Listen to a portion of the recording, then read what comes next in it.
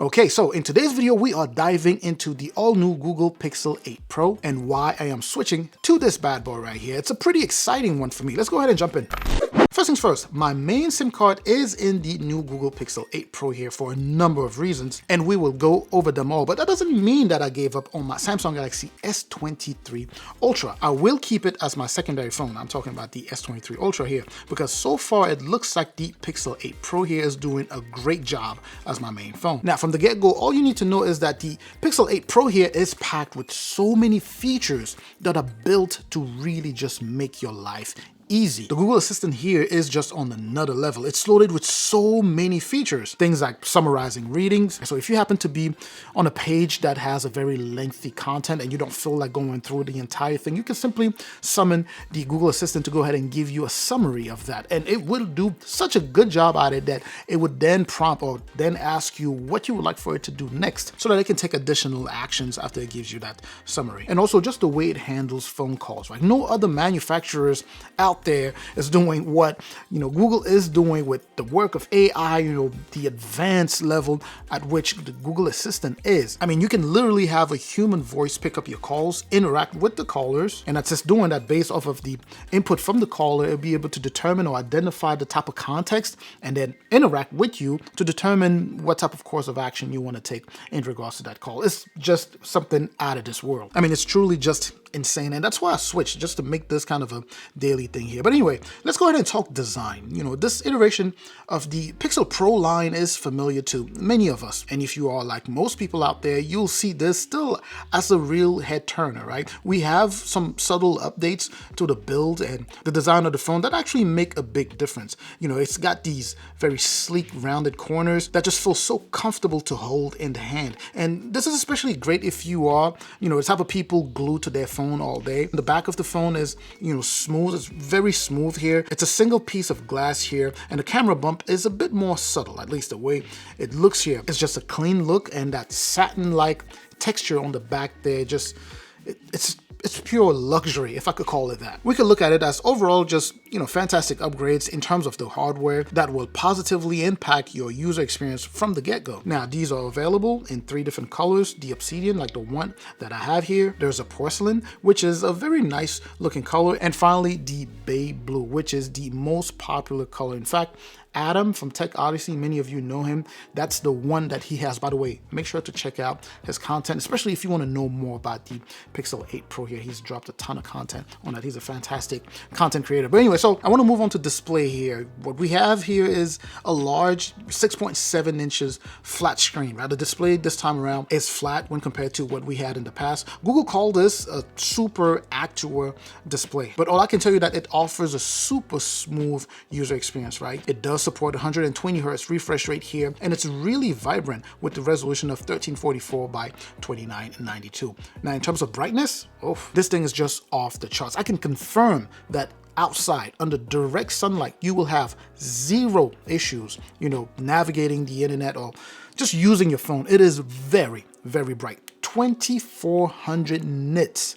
2400 nits. Well, in case you don't care about specs, just know that it is super bright. It's also super colorful, it's sharp, and a treat for movies and games. Things look so crisp here, whether you're playing games, like I mentioned, watching YouTube videos or movies in high definition. Now take a look at these incredibly thin uniform bezels here. Such a fine job that they've done with that design. And I'm shocked that no one is really, putting an emphasis on how thin those bezels are. Google did a fantastic job on the design here, just the front that you have here. I remember that when the iPhone 15 Pro and the Pro Max, when they dropped, everyone was talking about the bezels, but these are pretty close to that. Anyway, by the way, don't forget to like, of course, and subscribe if you haven't done so already.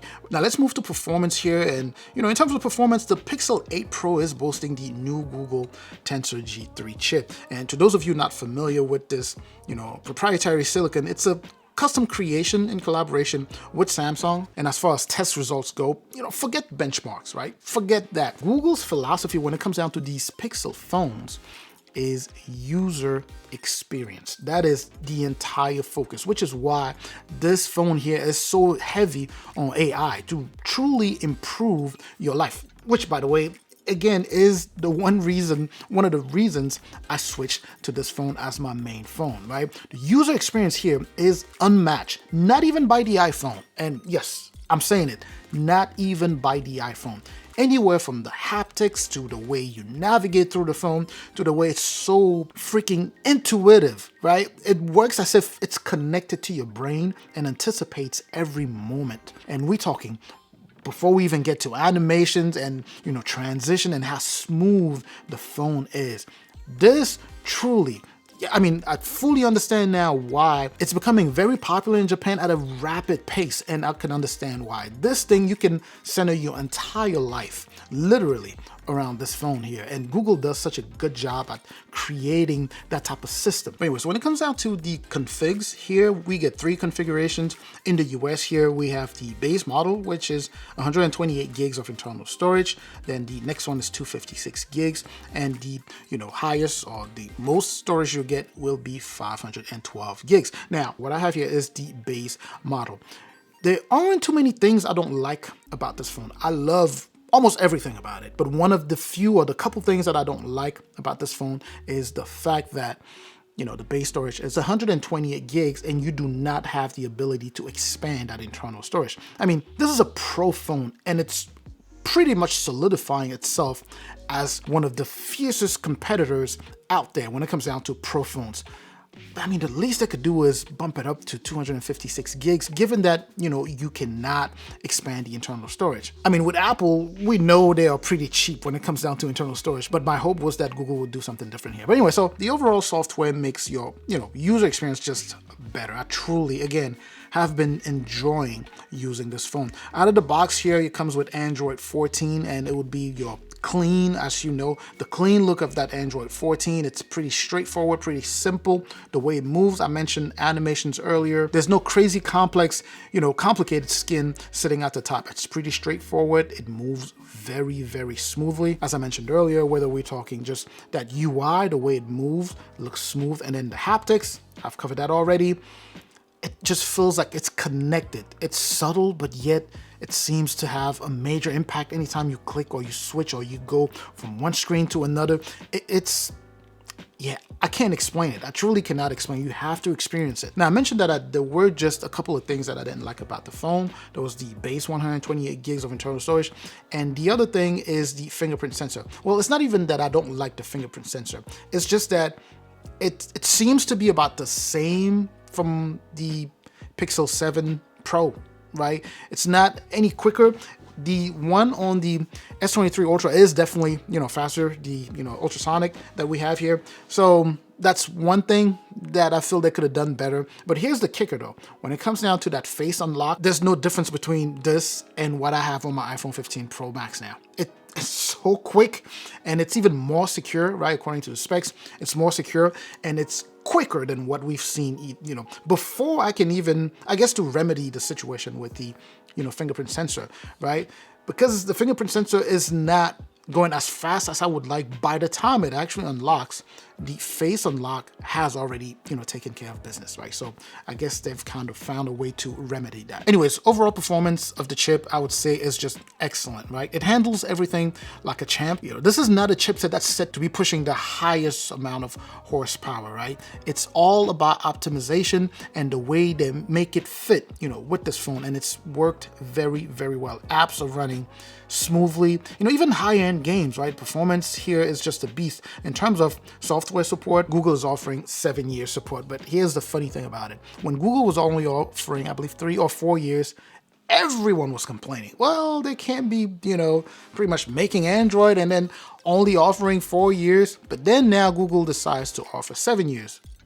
Even more people complain. Well, who's going to be using their phones for 7 years? It's like either way, Google doesn't win. Whether they offer less or more, people still find ways to complain. Now let's go ahead and talk camera. This is where, Pixel typically shine. I mean, Google's AI wizardry here takes it to the next level. What it has here is a quad camera system here with super impressive specs. And I don't want to dive too deep into that. I mean, you can read that off of the specs sheet. But the main thing that you need to be focusing on here is not really the specs. It's what they do with what they have, right? And on top of that, now post-processing has been taken to the next level because the amount of work that AI is putting in yields results that are extremely impressive. And you still have those fun features like, the magic erasers that let you zap or, remove unwanted stuff from your pictures very easily. Plus, real tone still ensures that your photo represents all the skin tones accurately. It's just excellent. I have no complaints when it comes down to that. There's the best take feature, and you may have heard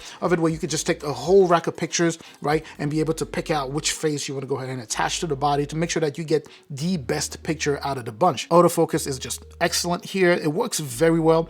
Picture quality is fantastic, close to natural. With the Pixel Pro line, there's always, high expectation when it comes down to photos, right? Given that, it's the best in the market when it comes to just picture.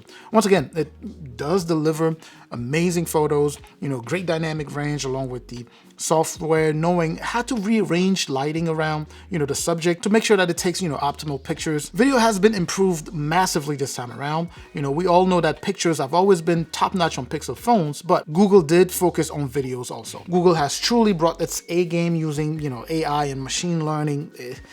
It's the future, man. That's where things are going. There's so many other, fantastic features that you will want to try, including things like, face on blur, and my favorite of all, Magic Editor. This feature lets you seamlessly edit your photo, change objects, move things around, and kind of break everything down and put it back together the way you want it, right? So you have something that was there or something that wasn't there, you can remove it, replace it with something else, change colors. Anyways, let's go ahead and talk battery now. I've been using the phone for well over a week now, and battery has been pretty good. I'm getting 7 hours SOT, meaning I'm able to finish the day and still go into the next day before I need to charge the battery.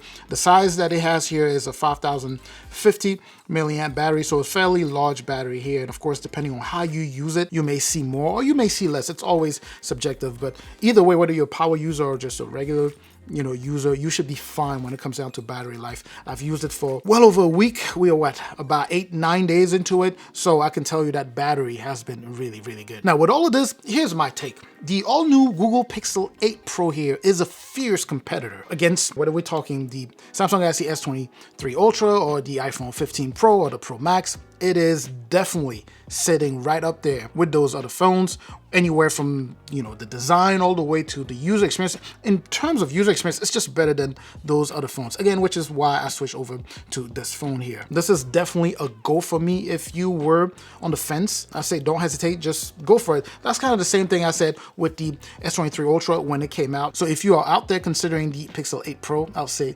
definitely go for it. It would offer you impressive user experience. It's really gonna make your life, just easier. It's centered around, how you live your daily life. But anyways, I'm certainly hoping that this was informative. Let me know what any questions you may have in the comment section. Don't forget, of course, to like, share this video if you know anyone who will be interested. Make sure to subscribe if you haven't done so already. Hit that subscribe button there. I'm gonna catch you in the comment section. Make sure to comment as I mentioned. And I'm also gonna catch you in the next video. Up until that next video, of course, as always, stay safe out there.